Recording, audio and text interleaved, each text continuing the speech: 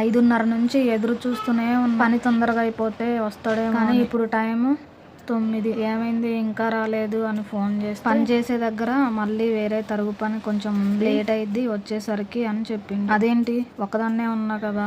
అవును కానీ తప్పదు, ఇప్పుడు ఇది చేసే రావాలి అన్నాడు.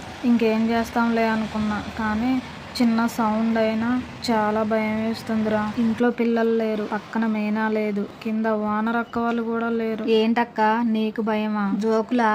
అందరూ ఉన్నప్పుడేరా నా అరుపులు. ఎవరూ లేరంటే అంతా సైలెంట్. నిజంగా రాత్రిపూట ఒక్కదాన్నే ఉండాలంటే నా వల్ల. ఏంటక్క మరీ ఇంత పిరికిదానివా నువ్వు? అవునరా, ఓన్లీ మనిషిని చూసి అంచనా వేయకూడదు ఎప్పుడైనా. ఏందక్క పరిస్థితి? ఏముందిరా, వచ్చేదాకా ఎదురు చూడడం, ఏం చేస్తాం. అమ్మయ్య వచ్చేసాడు రా. వచ్చి రాగానే నా కోపం మొత్తం చూపిద్దామని. పాపం రా, బాగా అలసిపోయి వచ్చినట్టున్నాడు. కళ్ళు ఎర్రగా అయినాయి, మనిషి నీరసంగా అయిపోయింది. పాపం రా, చాలా కష్టపడుతున్నాడు. ఇంకేముంది, కోపం అంతా మర్చిపోయి సారీనే, పనికాడ లేట్ అయింది, బాగా అలసిపోయినా చాదగట్లేదు, తొందరగా స్నానం చేసి వస్తా, తినడానికి ఏమైనా పెట్టి. ఇంట్లో ఉండి చెప్పడానికి బయటికి వెళ్ళి పని చేసి రావడానికి చాలా తేడా ఉంటుందిరా.